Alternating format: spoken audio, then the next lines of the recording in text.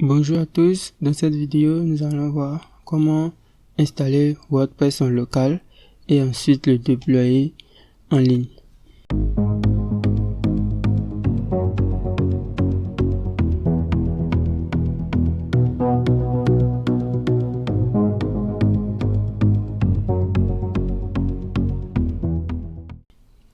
Pour ça, on va d'abord démarrer les deux serveurs Apache et MySQL. Ensuite, je vais extraire le fichier compressé de WordPress.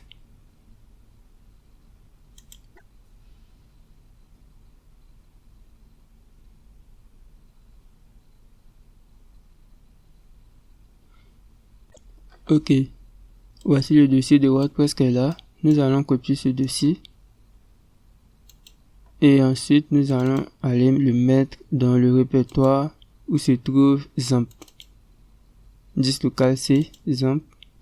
On va mettre ça dans le dossier htdocs.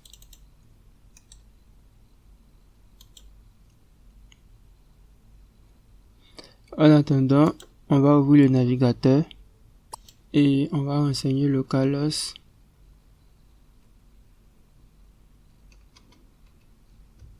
/phpMyAdmin.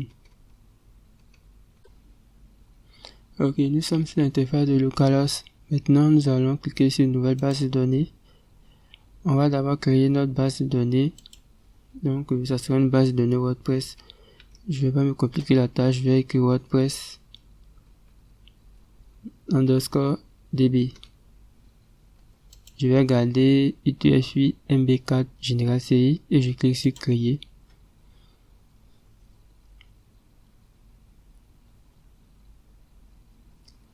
Maintenant, vu que je suis dans XAMPP, je reviens sur la page d'accueil de phpMyAdmin et je vais dans compte utilisateur pour créer un nouveau compte utilisateur.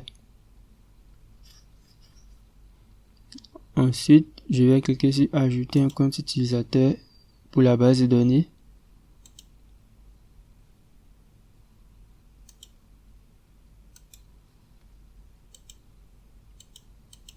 Ici, je vais saisir admin. Ici, je vais cocher local. Maintenant, le mot de passe de la base de données, je vais mettre admin, un mot de passe faible, admin. Et là, je vais venir cocher tous les privilèges globaux. Et je clique sur exécuter. Et là, maintenant, nous venons de créer notre compte utilisateur. Donc, je clique sur compte utilisateur. Dans compte utilisateur, je vais voir que j'ai admin qui est là. Je clique dessus. Ensuite, je fais clic sur base de données. Je vais venir sélectionner la base de données WordPress qui est ici. Et je clique sur exécuter. Je vais cocher tous les privilèges sur la base de données de WordPress. Ensuite, je clique maintenant sur exécuter. Maintenant que on a fini, on a créé la base de données, on a créé le compte utilisateur, on a rattaché le compte utilisateur à la base de données WordPress. On va maintenant aller dans localhost /WordPress.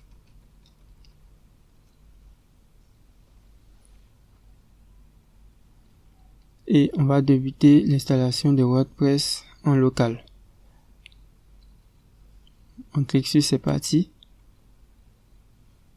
Ici, le nom de la base de données c'était WordPress DB et l'identifiant de la base de données c'était admin que j'avais mis et le mot de passe admin et je garde localhost. Le préfixe état par défaut je vais garder WP. Ensuite je clique sur envoyer et je fais lancer l'installation. Ici je vais marquer freezes. Ça sera le nom du site et l'identifiant, je vais mettre admin. Et le mot de passe, je vais mettre un mot de passe différent du mot de passe de ma base de données. L'email, je vais mettre n'importe quel email. Demander au moteur de ne pas indexer ce site et je clique sur installer WordPress. Je clique sur se connecter.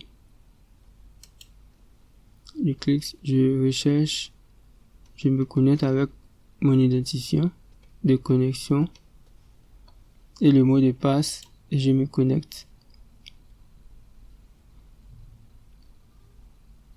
Ok, nous avons fini d'installer WordPress en local. Maintenant, dans cette vidéo, il sera question d'installer WordPress en ligne. C'est-à-dire, et de faire migrer le site de la version locale vers le site en ligne. Ensuite, nous allons aller sur l'hébergeur que je vous recommande, qui se nomme eFastNet. Le lien se trouve dans la description. Et si vous n'avez pas encore pris de forfait d'hébergement, vous allez prendre un forfait d'hébergement. Ici, c'est le forfait starter qui coûte $19,99, qui est idéal si vous avez juste un petit site web, un seul site. Par contre, si vous voulez faire une boutique en ligne, vous devez prendre l'hébergement Super Premium. Donc, je vais cliquer sur Login pour me connecter, vu que moi j'ai déjà un hébergeur.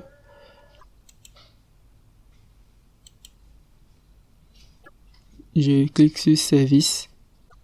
Ensuite, je vais cliquer sur Connexion à cPanel. En fait, moi j'ai plusieurs noms de domaine sur le même hébergeur. Ça ne pose pas de problème vu que j'ai acheté l'hébergement Premium. Donc, je vais descendre. Je vais venir cliquer ici sur WordPress. Je vois le logo de WordPress qui est là. Je clique.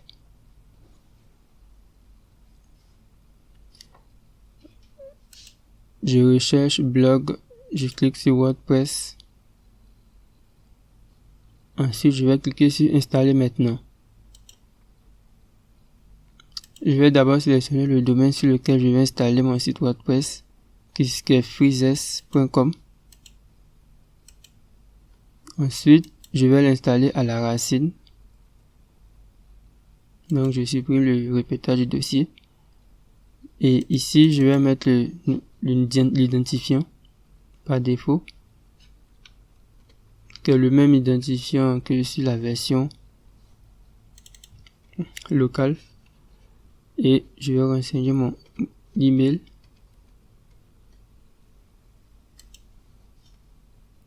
Là, je n'aurai pas besoin de modifier tout ça vu que lorsque je vais migrer la version en ligne, la version locale vers la version en ligne, ça va changer le nom du site. Donc, je vais cliquer sur Installation.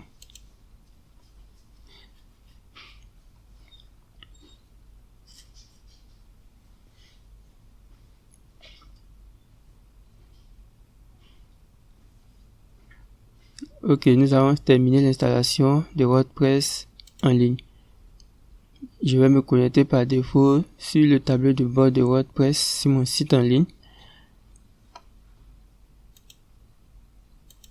Ici, on a la version WordPress en ligne. Donc, je peux faire voir. Et là, on a le site en ligne que sur freezes.com. Et ici, on a la version WordPress en local. Je vais voir la version WordPress en local. C'est la même version. C'est le même thème. Bon, avant de faire la migration, on va essayer de modifier la version locale. Donc, on va dans Apparence, Thème.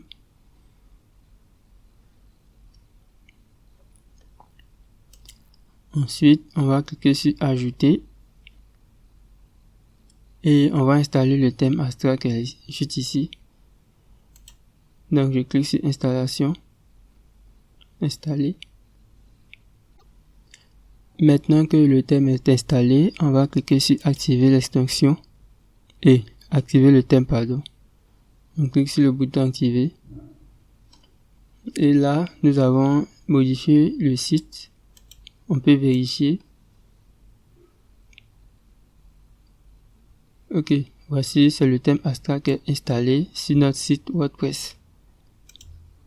Maintenant, pour pouvoir migrer ce thème, pour pouvoir migrer ce site vers la version en ligne, supposons qu'on a fini de travailler sur le site en local et qu'on veut migrer le site tel qu'il est sur la version en ligne. Déjà, vous allez d'abord aller dans compte utilisateur, profil. Vous devez d'abord absolument modifier le mot de passe pour en créer un mot de passe plus. Donc, vous allez venir ici, définir un mot de passe.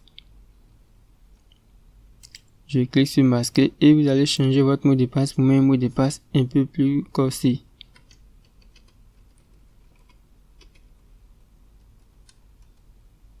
un mot de passe fort. Ensuite, vous allez mettre à jour votre profil. Maintenant, on va aller dans extension, ajouter. On va utiliser l'autre extension de migration. Donc, on va rechercher All-in-One WP Migration.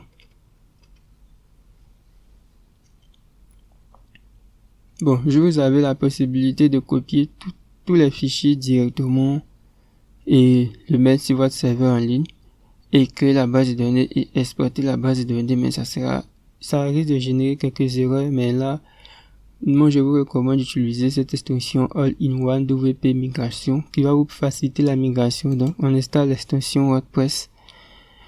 Donc, cette extension au moins va vous faciliter la migration, le déplacement. Ça exporte la base de données et le code source dans un format, et lorsque on sera en ligne, on va installer la version de sauvegarde. Donc, on va cliquer sur activer. Là, on va rester que sur la version gratuite.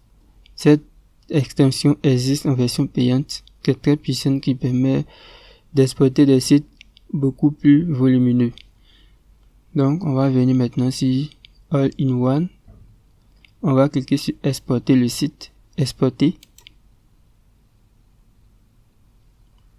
Je clique sur exporter vers un fichier. Et je vais patienter simplement la préparation de l'exportation. Ok, maintenant que j'ai terminé, j'ai fini d'exporter le site. Le site fait 44 mots. Ensuite, je vais juste télécharger la sauvegarde du site. Je télécharge, je vais l'enregistrer sur mon bureau pour le retrouver plus facilement. Et je vais fermer la version locale. Si je veux, je vais stopper le serveur XAMPP. Vu que je n'en ai plus besoin maintenant, je vais travailler sur la version en ligne. On va vérifier le site en ligne. Nous allons voir que c'est toujours le thème par défaut qui est là. On va maintenant aller dans extension, ajouter. Et on va ajouter en ligne la version All-in-One WP Migration. Et je vais cliquer sur installer maintenant. Et je vais cliquer sur activer. Maintenant, cette fois-ci, on va cliquer sur importer. On va pas cliquer sur exporter, mais on va cliquer sur importer. Et par défaut, la taille maximum du téléversement, c'est de 400 mots. Bon, ça dépend de l'hébergeur que vous utilisez. Si vous utilisez LWS, la taille maximale sera un peu inférieure. Et vous serez obligé d'utiliser la version premium de l'extension pour importer vos sites. Donc, on va cliquer sur importer depuis un fichier. On vient donc sur le bureau et je vais sélectionner la sauvegarde que j'avais téléchargée ici. Et là, je vais juste patienter.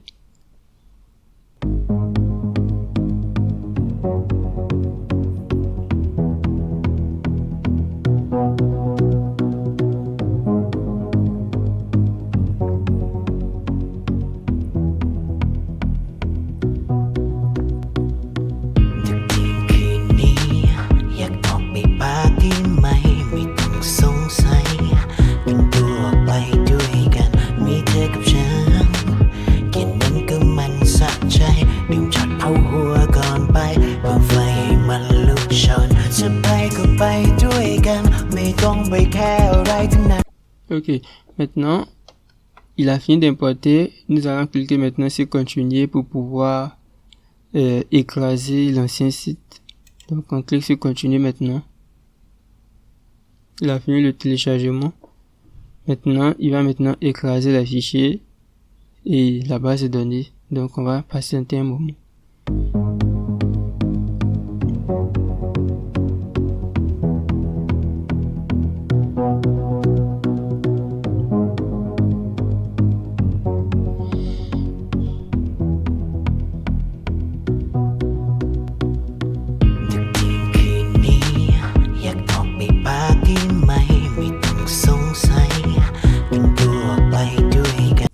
Ok, le site a bien été importé. On va cliquer sur Finish. Maintenant, on va venir voir le site pour se déconnecter. Vous voyez que ça nous a déconnecté et le site en local est bel et bien en ligne. La version du site en local est bel et bien en ligne avec le thème Astra. Donc maintenant, vous savez exactement comment importer vos sites. Là maintenant, on va essayer de nous connecter à WordPress. wp-admin.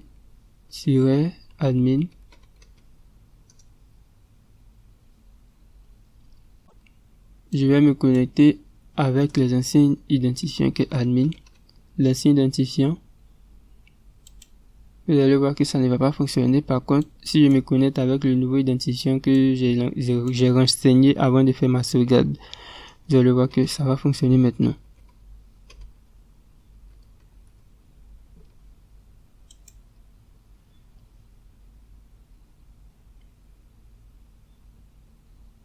Ok, ça fonctionne. Je peux maintenant me connecter avec le nouveau identifiant que j'ai modifié depuis ma sauvegarde. Donc, j'espère que maintenant, vous savez exactement comment migrer votre site internet de la version locale vers la version hébergée. Et j'espère que vous avez aimé la vidéo. Surtout, n'oubliez pas de vous abonner à la chaîne, d'activer la cloche des notifications pour ne rater aucune de nos nouvelles vidéos. À bientôt pour une prochaine vidéo.